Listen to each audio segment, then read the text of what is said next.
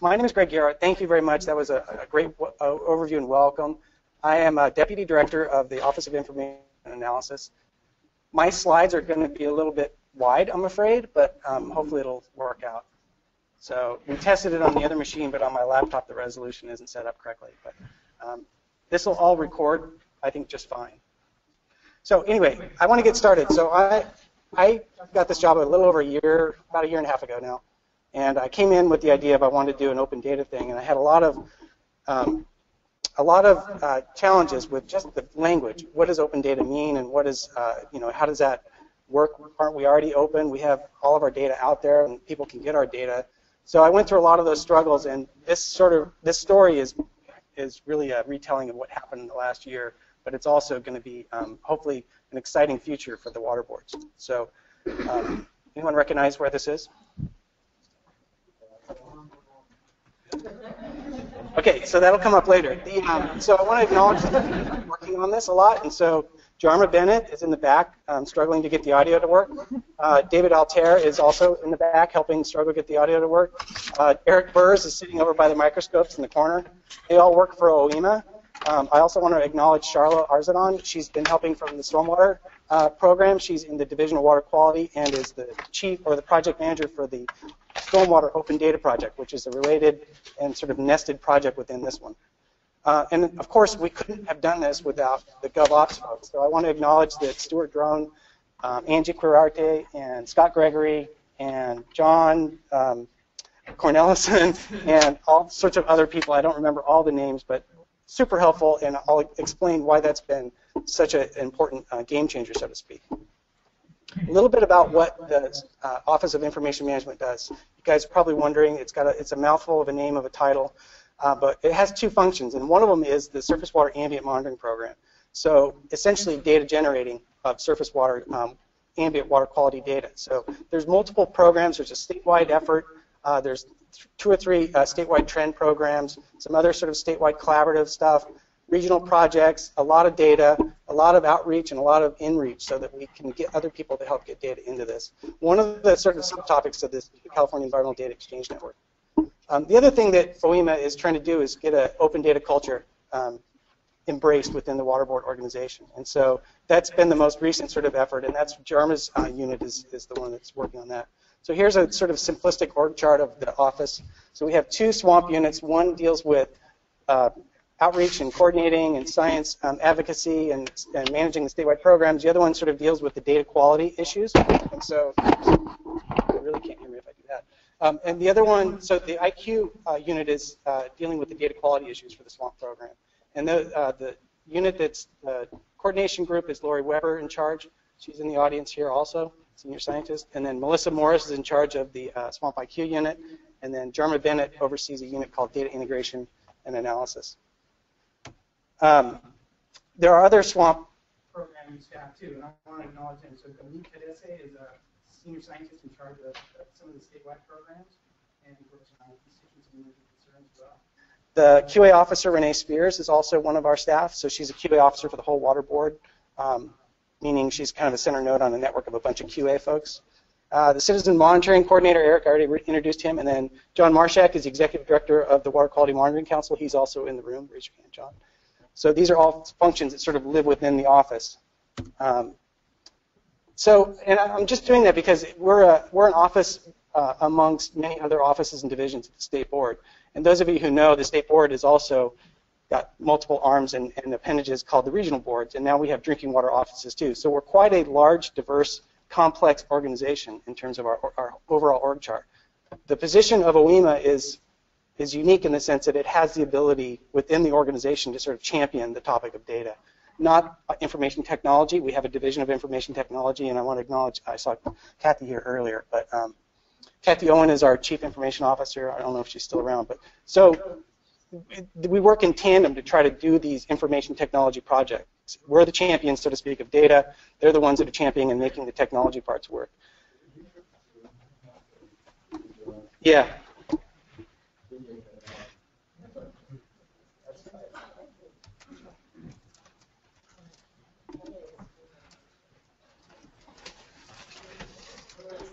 This will just take a second, sorry.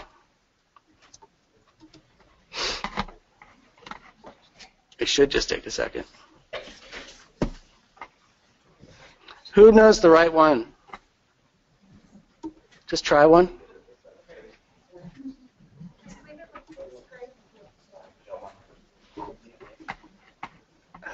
So gotta exit out here. I don't know if I can advance though. Oh, that works. Will it let us do this?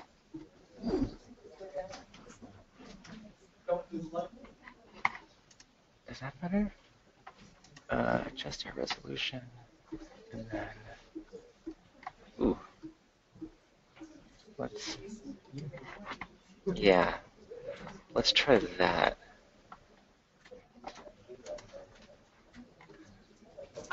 Keep that, and then, is it here?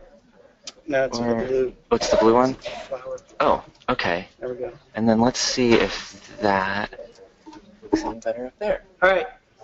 Look. That's better, right? Okay. Let me catch up to where I was.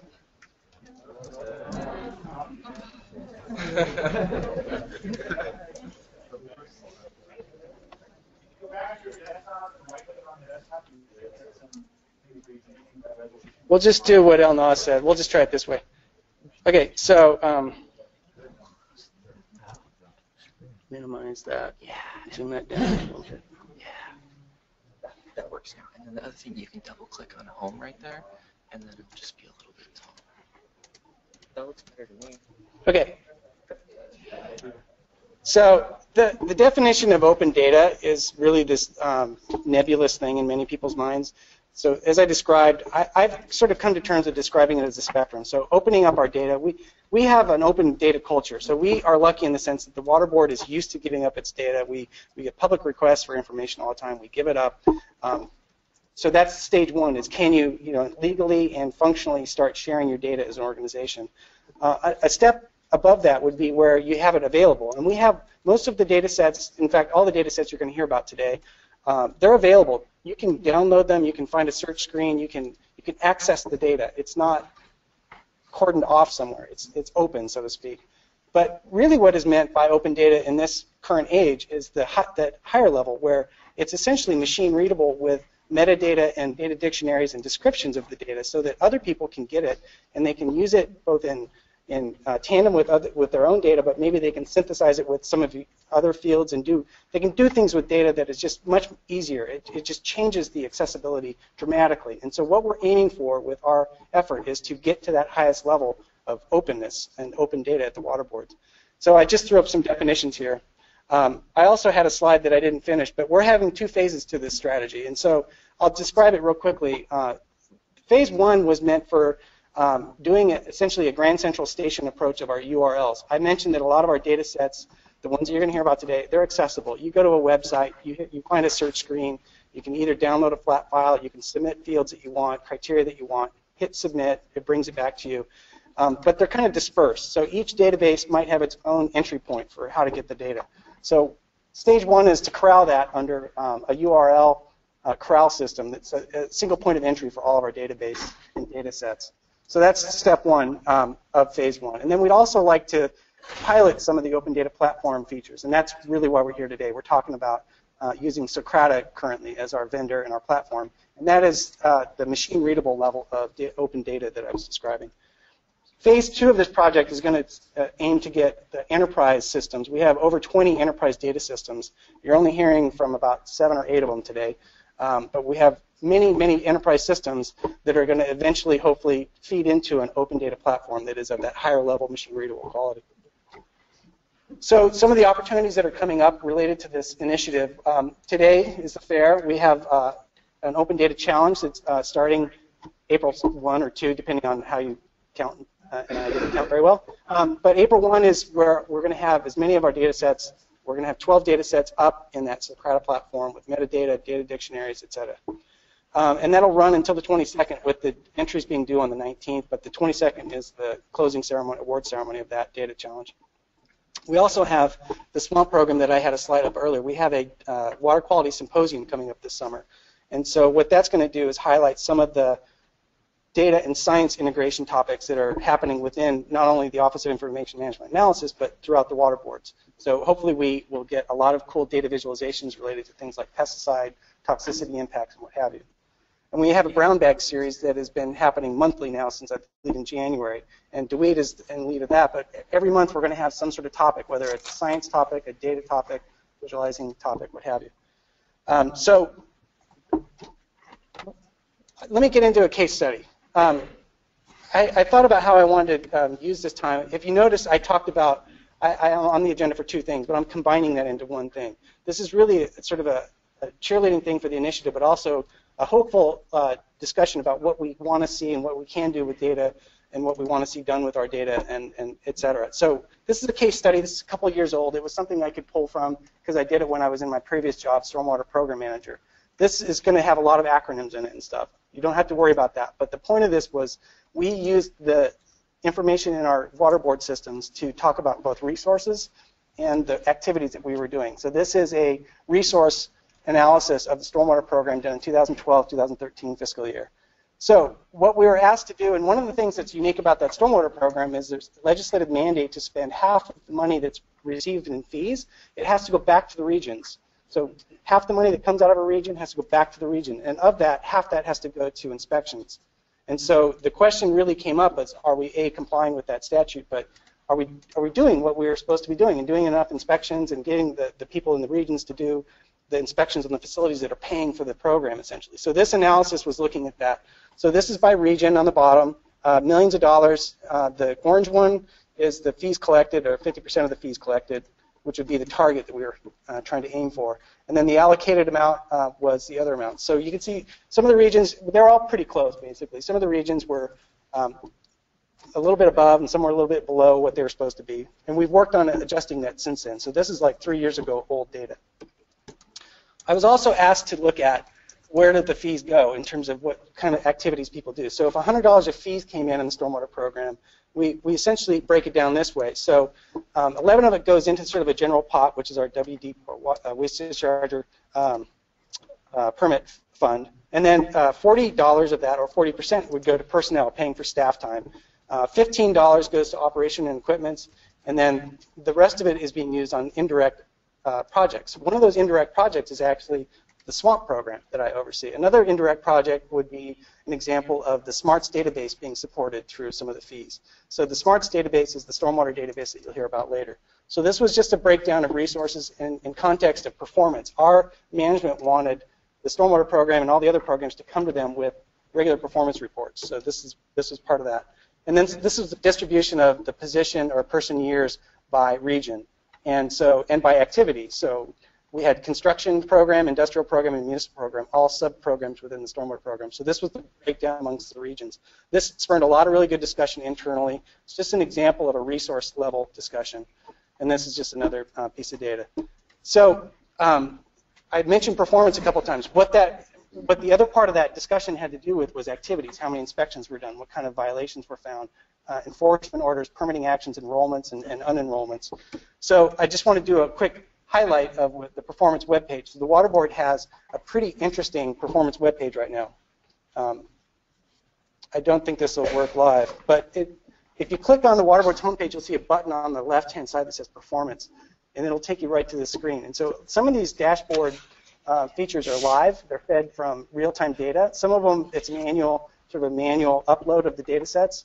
But essentially, all the programs at the Water Board are being tracked in some way through their activities on that page.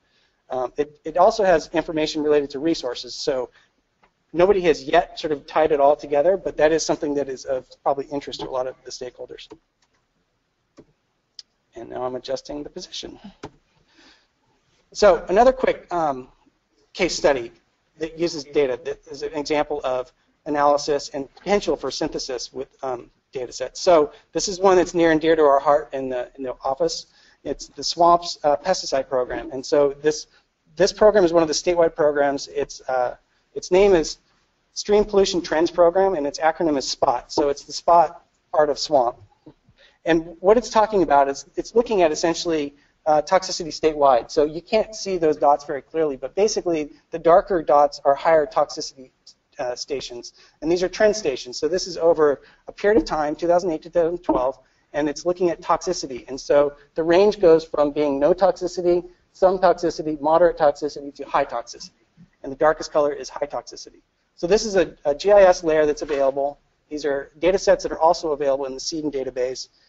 And what's of interest, though, is that they don't just look at toxicity, they try to pair it with pesticide analysis. So this program is also looking at the source of the runoff, mainly the watershed that's driving the trend station, but also looking at the types of toxicity caused by sediment-bound pesticides. They tend to also occasionally look at the more soluble ones, because we're getting into a trend now where the pesticides are becoming more soluble, the imidacloprid and things like that. So what this is telling you is that statewide, 50% of the sites are sampled for toxicity with at least one sample being toxic. And it also breaks it down by land use type. So we've got ag, open, and urban, and you can see the storyline is that most of the toxicity that's remaining on this sort of statewide analysis is coming from the urban area. There's some other interesting things that could be related to this, and this is a project that we're actually working on right now. So this data set is looking at biological information. So this is essentially a roll-up of bio and physical assessment information, and it's in a scoring system called the California Stream Condition Index, CSCI. And so that score, it's an index score, is then related to the health of the water, essentially, from a biological standpoint. It does contain some physical features, too. And so what this map shows is that, logically, in our cleaner parts of the state, or the parts that are less populated or less impacted by discharges directly, we have a lot of green dots. We have a lot of clean, fairly healthy watersheds, but we also have some dark dots. And so what would be interesting is to maybe compare the toxicity and pesticide information to sort of a synoptic analysis with those two data sets. We have a team that's looking at that, but that's an example of where we kind of want to go and where it will be easier to go in the future with this open data platform. So on this slide, what I have is an image from the actual greengov.data.ca.gov website. That's the site that's going to host our data, or is hosting our data. And this is a heat map of stormwater violations. So we have one of the data sets up there is from the SMARTS database, and it is stormwater violations around the state of California. And what this platform allows you to do quickly, I did this in probably 3 minutes, is it allows you to create a heat map and a visualization, and then you can zoom in and zoom out. You can find neighborhoods that have trends of violations. You can maybe relate it to industrial types or other land use types. But right now, this is just a heat map of stormwater violations. It's live. So I mentioned the greengov.data.ca.gov website. This is the data. This is the platform that's the credit platform that's hosting our data sets. It was used by GovOps for another challenge back in 2015. The data sets that are on the screen, they're really hard to read, but the ones in blue are the ones that are available today, I believe. I might have miscounted. There might be 5, not 6. But by April 1, all of these data sets are going to be live and available on that platform. And what that means is you can start doing those heat maps and synoptic analyses and filtering and combining and what have you. So that is the venue upon which we're going to have this challenge starting on April 1. These are some URLs. I'm going to make this available offline, obviously. So I'm just going to leave you with a couple of stories. So who recognizes who this person is? Does anyone know who this is? I know one person knows who this is. He's in the back of the room. So this is Mark Edwards. He's the professor at Virginia Tech University. He is the one that is being called upon to look at a current lead problem. I'm not going to name the name because it's so politically loaded right now, but there's a city that has a lead drinking water problem. So, and this is the professor that's being called in to ask. So you may wonder why. Why is this important? Why is open data important? Well, he gives this guy Mark, and I encourage you to go to the URL that's on the top of this. He gives a TED talk about the role of whistleblowers. He was a whistleblower on a similar story in a city I will name, or a district I will name, Washington, D.C. And so Washington, D.C. had a similar problem, and he was the one that blew the whistle on the utility that ran Washington, D.C.'s drinking water system. It just so happens that utility is a federal agency also that has a dual role in some cases.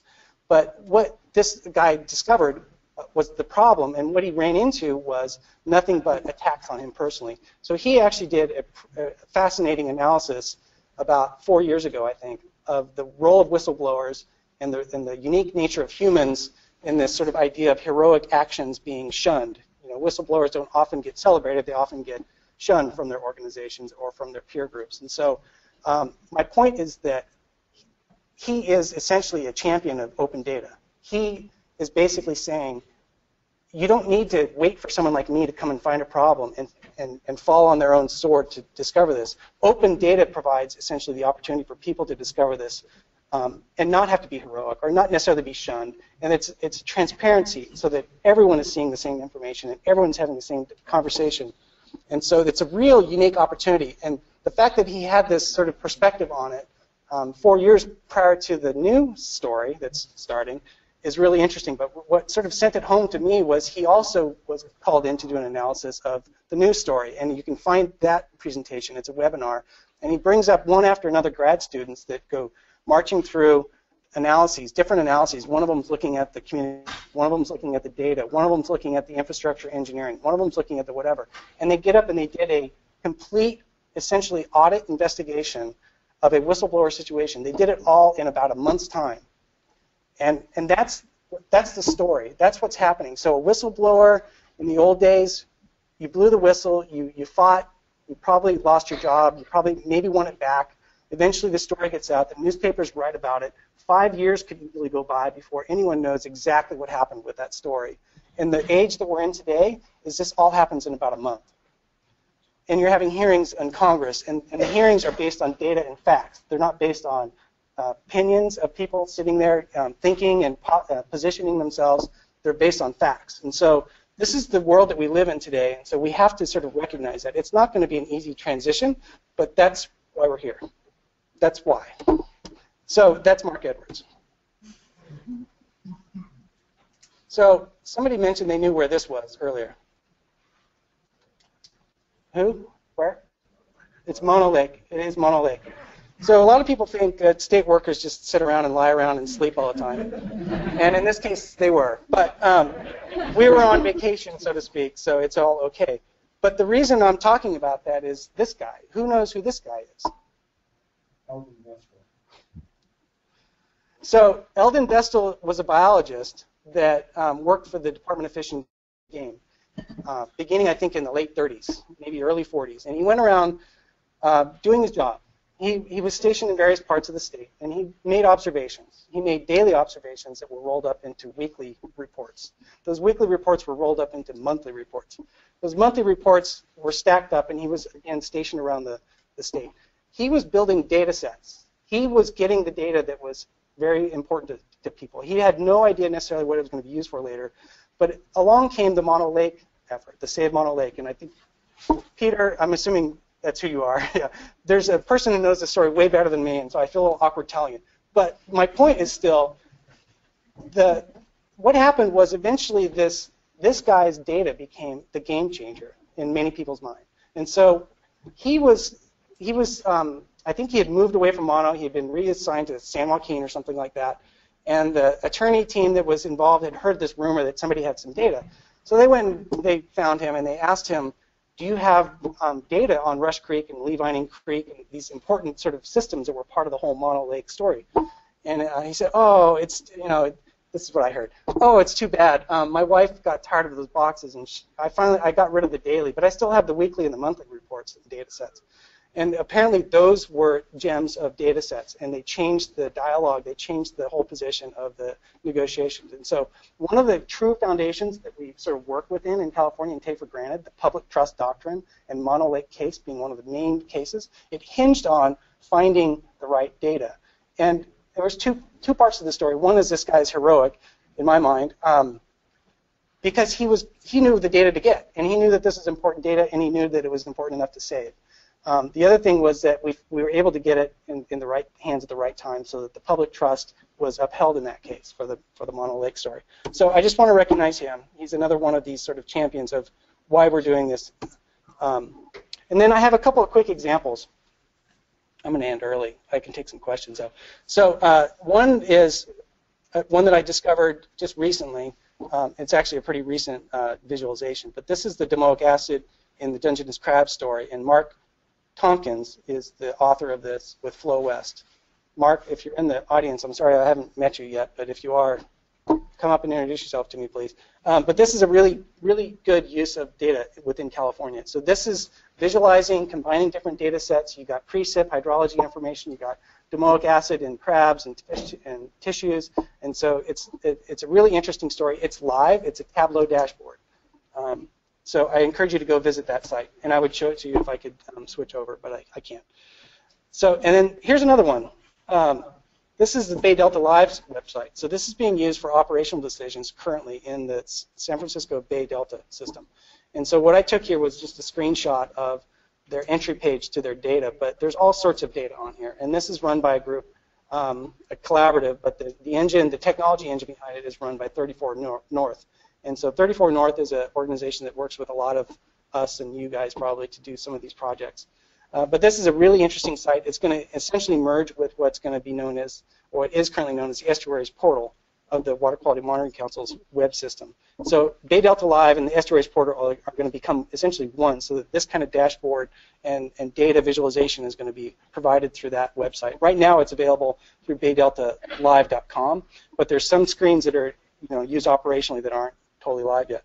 But it's a really cool system. It's literally the one now that they're looking at the Bay Delta in a graphical visualization, and they're tracking the turbidity plume and the salinity plume. And when they intersect, they turn pumps on and off. So, or when they get close to the pump, they make operational decisions based on real-time data coming in and being visualized on the system. So that's an example of something pretty cool that I like. Let's see if I have any others. That might be all I have. That's all I have. So I'm available for questions now if anyone has any. Yeah. Talking about that guy in wildlife, whatever you call them, remind me, there are a lot of legacy data sets like that are on paper and somebody's desk, maybe at their home now. Are there efforts and opportunities to get those data sets into make them live and available? Yeah, I'm aware of a couple of organized opportunities, and one is in Southern California, the SWRCB folks, Southern California Coastal Water Research Project. They actually have a archival data effort, and so there's a group of people that are looking at some of the ocean information, mostly ocean information, but I think they're also looking at hydrologic data from the watersheds in Southern California that all distribute or discharge the BITE system. So that's kind of focused on Southern California BITE, but there's literally an effort of people that are prioritizing, and then at some point there's going to be a digitizing effort. So that's one that I'm aware of.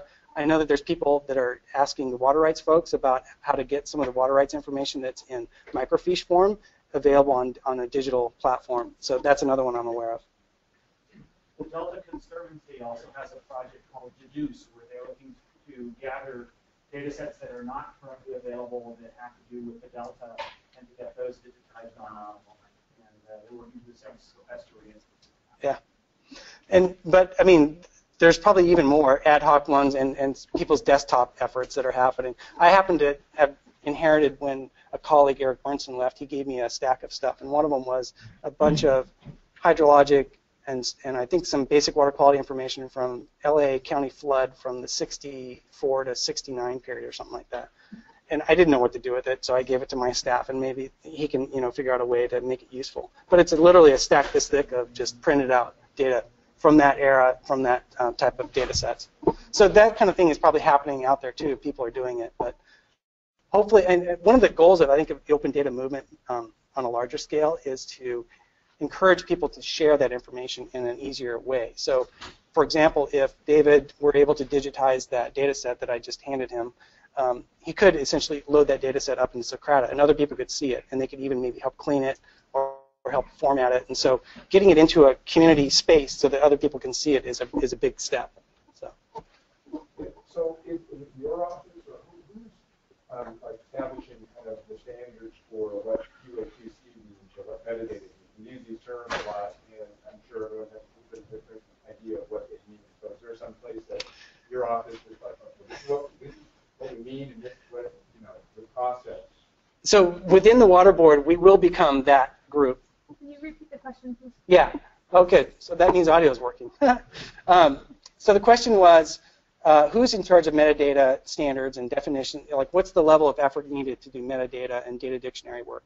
And so within the Water Board, it will be essentially our office, but we're learning really quickly as we go. And the real people we're learning from are in the back of the room. So Angie and John are right behind you. John Cornelison is the state librarian, I believe, or works for the state library. There's got to be some fancy title. He's the boss's boss. He's the librarian solutions architect, which is just a new title that I like a lot, so I'm using it everywhere. And then Angie Karate is helping them. So anyway, those people are telling us what to do because they went through this with other state agencies. We're part of a cohort, a second group of people that are doing open data in California, but the first group of people really piloted a lot of this stuff. So that we got templates and forms and instruction on how to describe metadata, what the level of effort on data dictionaries should be, common language kind of feedback. So we're learning as we go, but it is going to be our office at some point. Any other questions? I think you had your hand up, and then you, and then in the back. You showed that data set on toxicity levels, pesticide levels, and streams. Are there other things that you collect data on in streams, like nutrient levels, for example? Or? Yeah. So the question was, are there other parameters that we have in our data sets? This table is actually, we have an expanded version of it.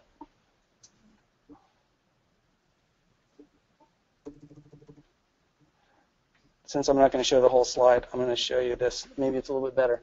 So you can see there's chemistry, toxicity, tissue, habitat, benthic. Those are large category descriptors. Within chemistry, you're going to have all sorts of other, parameters to choose from. So that data set isn't live yet, just because I think we had some formatting issues with it. But it's also very large. We had 100 columns on it, I believe. So when it goes live, it'll be very dynamic, and I'll have nutrients for sure and other things too. By April 1 for sure, but probably sooner because it came close. We'll try it again next week probably. The data is, all of this is accessible, and you'll hear about that later. So when the data stewards come up, so that's the message that I need to keep repeating. The open data platform is a mirror image in a more understandable, accessible, machine-readable format of data that already is accessible today.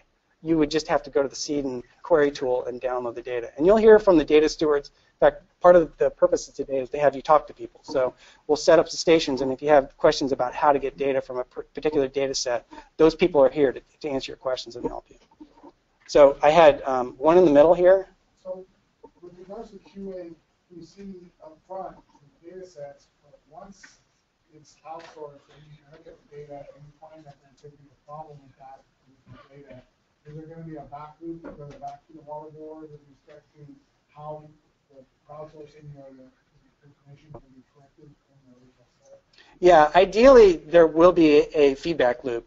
And I can say that there is a feedback loop now. I'm just not sure the workload or technology impacts of doing some of those fixes yet.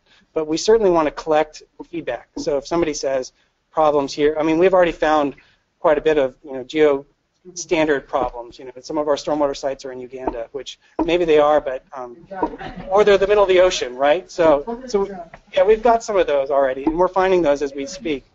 Yeah, but the feedback loop is a little more complicated. It touches on some of the other sort of institutional resource constraints that we might face.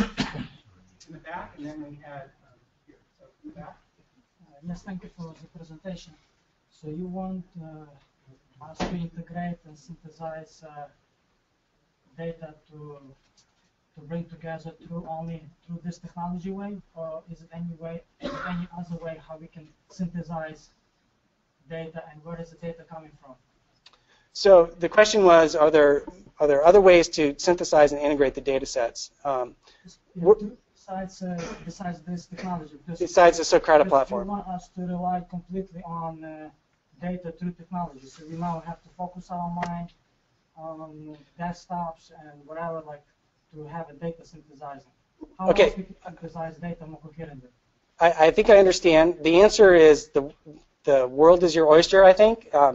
How people want to access the data and synthesize it is really up to them. So somebody could physically download Excel spreadsheets, print them out even potentially, and hand enter them into their own system if they wanted to. Or they could use Socrata, or they could use our query tools. And there's all sorts of ways to do this. We think that the open data platform movement going on, nationally and internationally provides sort of the most efficient and effective way to provide that opportunity. So that's why we're investing in this effort right now. I got a question up here. I'm just wondering, this data dictionary metadata effort, doesn't intra-California, are you doing pretty, or is it? And I guess it's some evidence in making it so that you're somehow with the federal system, so that, like, parameters, like, you know what I'm saying? What didn't all some of you say that it's a sample type thing, nomenclature. So how are you going to standardize it just for California, or is it going to be in consistency with the federal? So the question was, how do we standardize with other states in a federal effort that might relate to the same data types, but maybe uses different nomenclature or vocabulary? The answer is we'll do this stepwise. So yes, within California first is our goal. We have at least 3 data sets that I'm aware of that regulate facilities.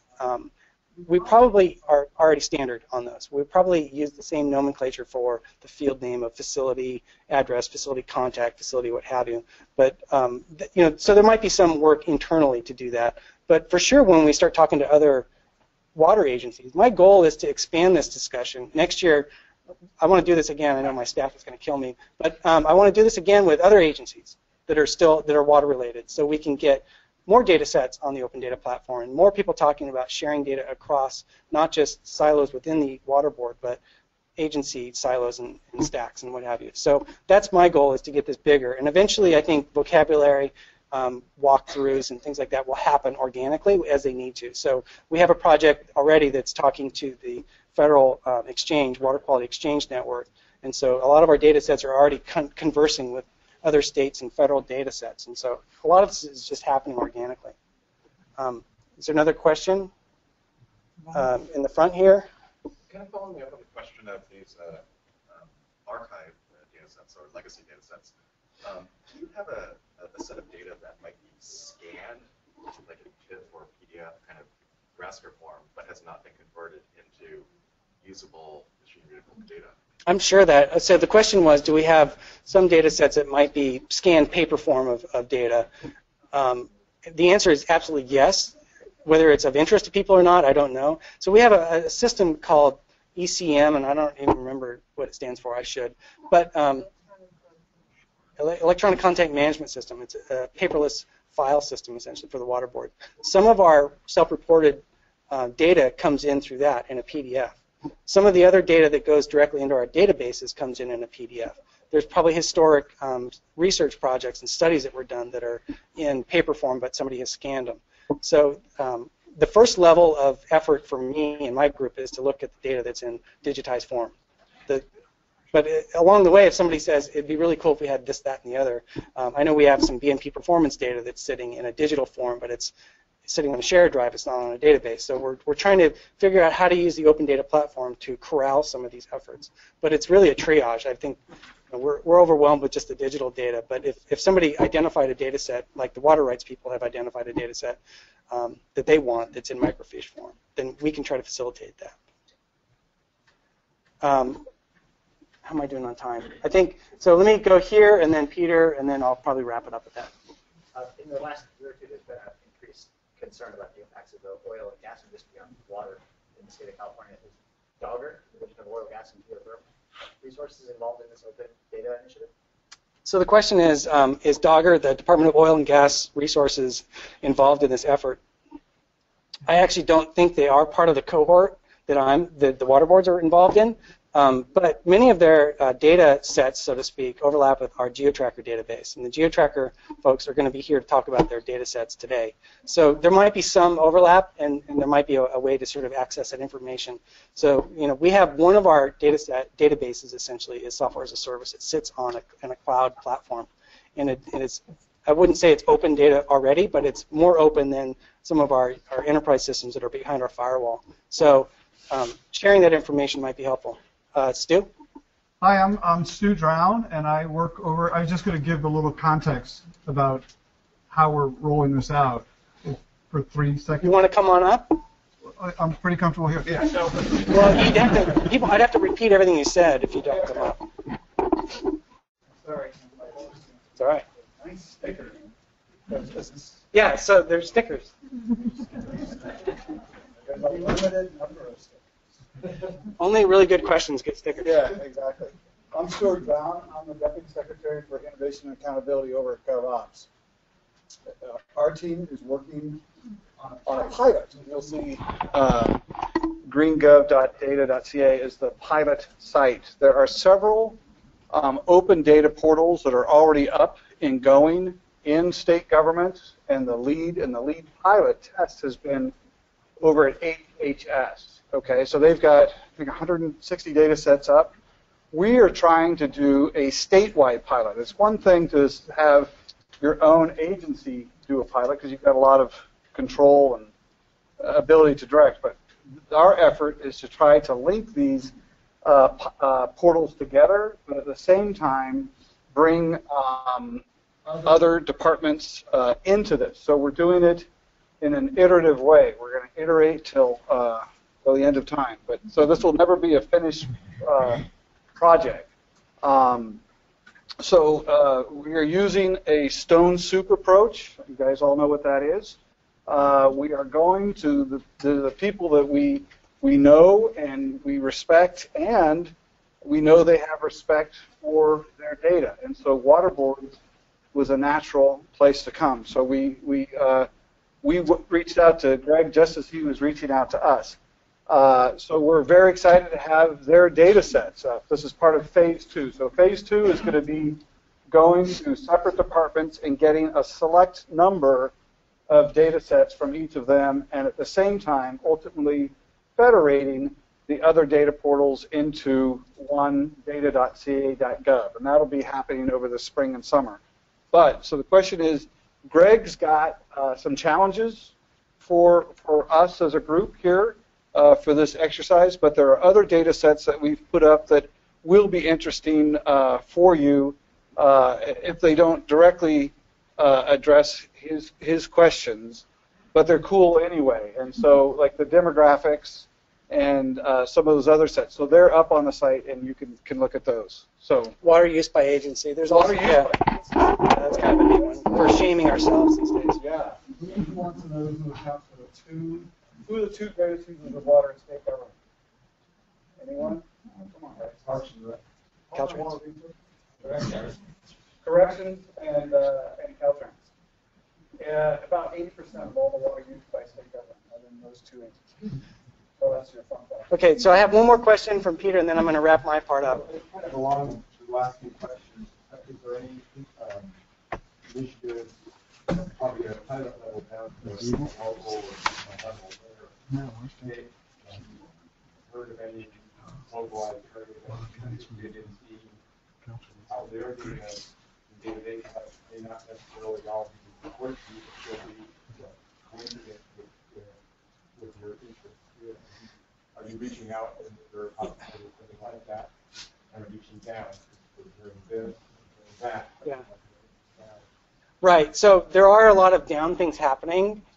So my staff goes to some of the regional monitoring efforts. There's actually even a really well-coordinated swamp group in the Central Coast that runs their own ambient monitoring program website. CCAMP is the name of the website. So CCAMP is doing a lot of really cool synthesis and analysis of the Central Coast watersheds. But there's other regional monitoring efforts. So there's San Francisco Bay, Tahoe, Stormwater Monitoring Coalition in Southern California. The Klamath has a regional monitoring approach. The Russian River's starting one. So I'm trying to send my staff out as ambassadors, so to speak, of some of this stuff to bring information back and forth. This is happening organically with or without us. And as I'm learning, people are doing this stuff. They weren't waiting for the water board to open up their data. There's people that are using data for what they want. We're just trying to help make it a little easier. So, and we have to learn as we go. So if you know of any of these efforts, don't hesitate. I'm trying to inventory as much as I can. But as you pointed out, the current is looking sideways and up, and that's occupying all of our bandwidth right now. So, but I want to hear more about the stuff that's happening down in the localized areas too. There's a lot of really fascinating watershed groups that are doing cool stuff with probably seed and swamp data. So thank you very much for your time with me. You'll hear from me a couple more times. I think we're now going to transition to the data stewards.